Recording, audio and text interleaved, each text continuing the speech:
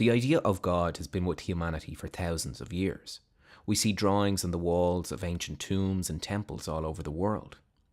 People regard God as the creator and foundation of humanity. This is particularly vivid in Christianity, where this faith is not just a trust in God, but a belief in a moral framework and worldview. The Canadian psychologist Jordan Peterson also speaks with great passion about God, values, and the responsibility we have towards truth. He also raises the importance of the German philosopher Friedrich Nietzsche on these subjects. In this essay, we will explore the importance of Nietzsche's work about God, truth, and meaning, and how these subjects affect you, the world, and the modern political culture wars that we live in. Nietzsche was not just a philosopher, but the equivalent of what we would now call a moral social psychologist, as much of his work inspired Freud, who built the foundation of psychology as we now know it. Nietzsche was like a doctor diagnosing his patient, and this patient was the European society and the greater world. The diagnosis he gave to this society was that of nihilism, which is a form of depression and meaninglessness. In his book, The Gay Science, Nietzsche prophesies that, quote, God is dead, God remains dead, and we have killed him. How shall we comfort ourselves, the murderers of all murders? What was holiest and mightiest of all that the world has yet owned has bled to death under our knives. Who will wipe the blood off us? What water is there for us to clean ourselves? What festivals of atonement? What sacred games shall we have to invent? Is not the greatness of this deed too great for us? Must we ourselves not become gods simply to appear worthy of it? End quote. It is hard for us, the people of modern societies, to truly understand the gravity of Nietzsche's declaration. In 19th century Germany, this prophecy of God's death was monumental. It was the equivalent of saying that there is no such thing as justice or love. Europeans at the time were oblivious to this prophecy, as they still fervently believed in God. Nietzsche, in this sense, was ahead of his time, as he saw how belief in religion and God was becoming less central to daily life. He recognized the future secularization of Europe and, in effect, America, which we are currently living through. The world in Nietzsche's era was vastly different to the world that we live in today. The United States was in its infancy, with just over 5 million people living there. The idea of evolution had just been discovered by Darwin. The word dinosaur was invented along with the light bulb, and the first car was sold. Even the great wars were yet to happen. Many of the technologies and advancements that we take for granted today were invented in the 19th century. This was the start of modern society as we now know it. This realization was a deeply personal and troubling discovery for Nietzsche, who had originally planned to become a priest. However, with the onset of science, he could see the writing on the wall. He saw God's death and this increasing secularization as both freeing and also extremely dangerous. To fully grasp this understanding that Nietzsche came to, it might help us to create a personal analogy. Let us say that you were raised by a family, which you thought gave birth to you, only to be told 70 years later that it was actually a lie and that you were adopted. Now imagine that this lie was told to you for thousands of years. This falsehood has now become part of your biological evolution. It affects your taste and your basic ideas about the world. God has been this foundation for thousands of years, and in many ways still is. We see this in politics all over the world, with references to God Save the Queen, God Save America, and even in pop music, with Ariana Grande's song, God is a Woman. This realization of God's death and its cultural impact is, however, happening in America and Europe. An example of this is the book by Robert P. Jones called The End of White Christian America and The Strange Death of Europe by Douglas Murray. Both of these books touch on these points of secularization and the influence of Christianity on the West. According to Alan Pratt, Nietzsche argues that, quote, under nihilism's withering scrutiny, the highest values devalue themselves, the aim is lacking, and the why finds no answer. Inevitably, nihilism will expose all cherished beliefs and sacrosanct truths as a symptom of defective Western mythos. This collapse of meaning, relevance, and purpose will be the most destructive force in history, constituting a total assault on reality, and nothing less than the greatest crisis of humanity.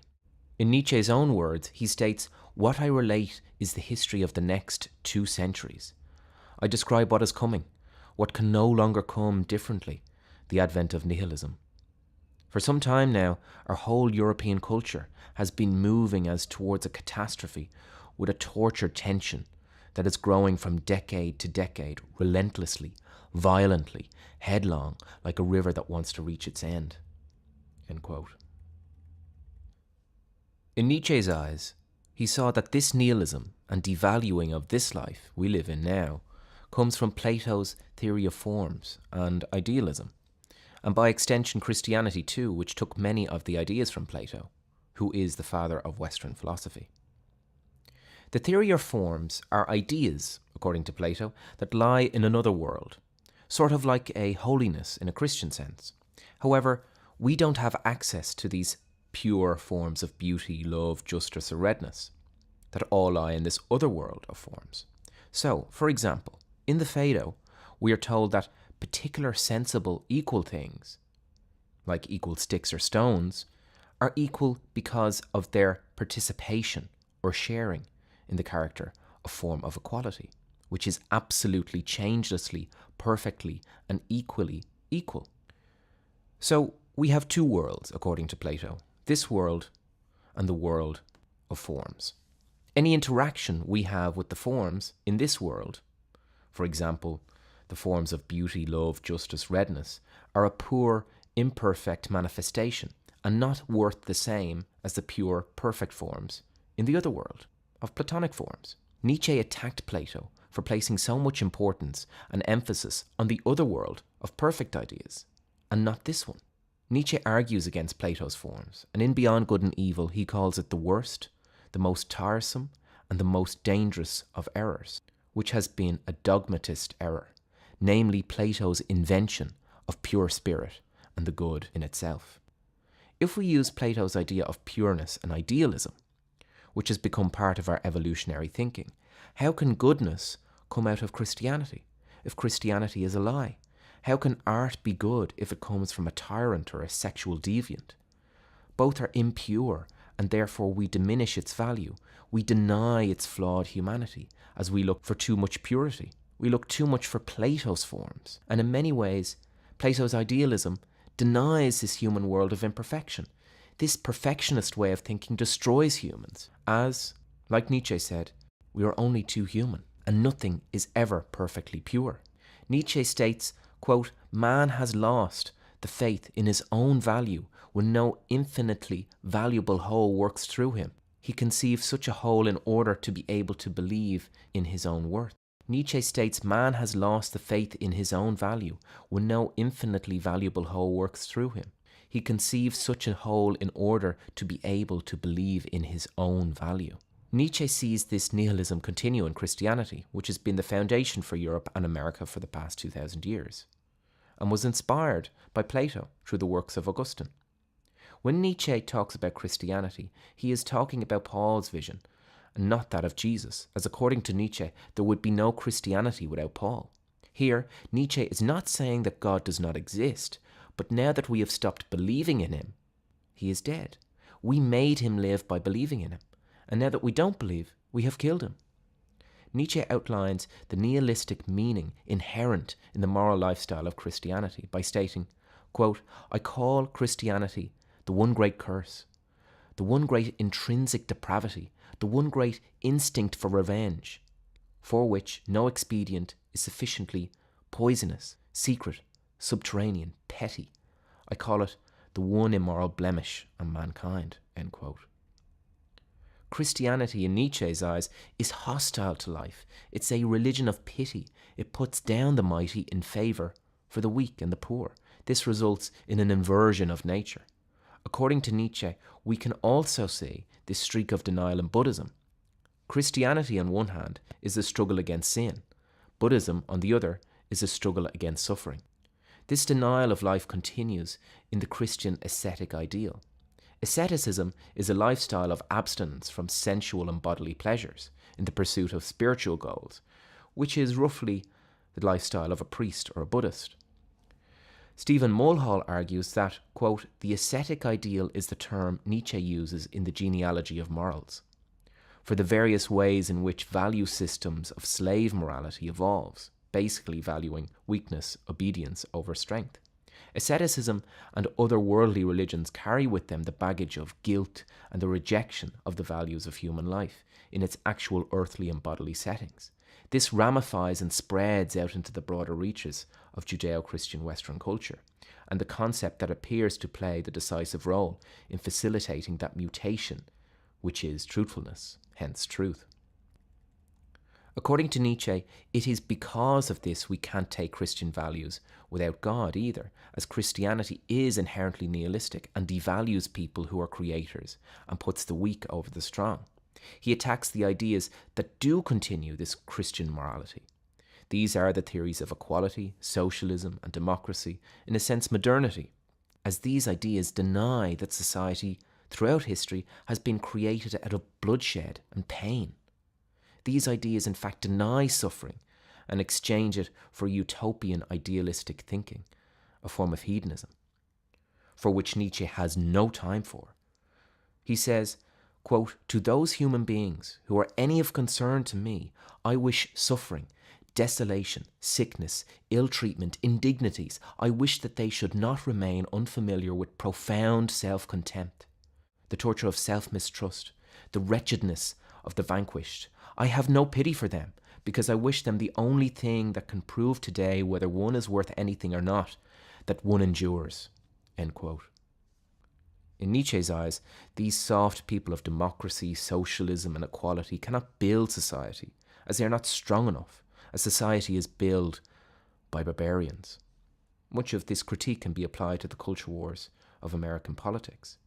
So, how can we understand the suffering and meaninglessness of this world now that the ideas of heaven and idealism and any form of salvation is gone?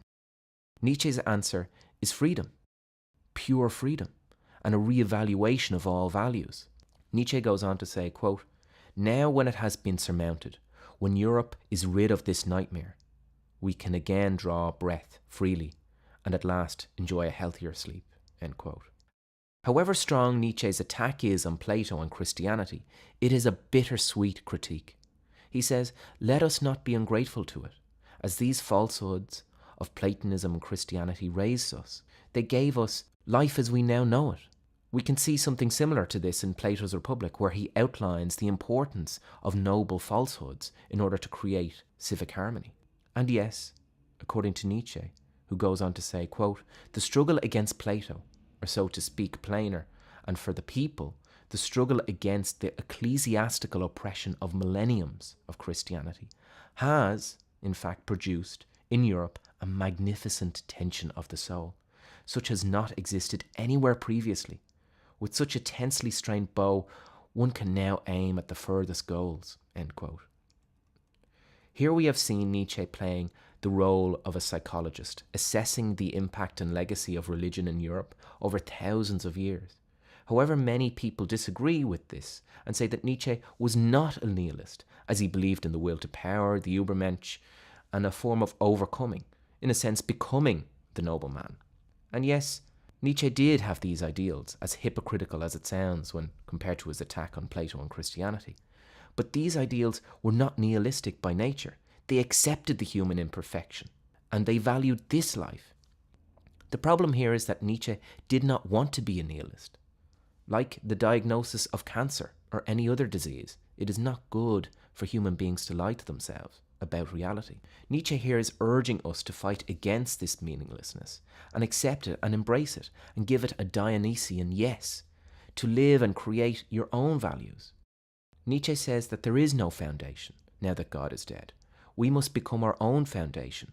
We must become creators and free spirits and not be dogmatic. And now with the strained bow created by Christianity and Platonism, we can be free and aim at the furthest goals. We can question and adventure like we have never questioned before, and accept the imperfection of life and the suffering and fraught dangers that come with it. Nietzsche's reflections raise serious questions. Do you agree with Nietzsche's diagnosis? Are we really going through this secularization? And do you think that Nietzsche's answer is good enough? Or do you even think that Nietzsche's ideas are applicable to our current political era? If you like this work, please share, like and subscribe, and support us on Patreon, as your donations make this work possible.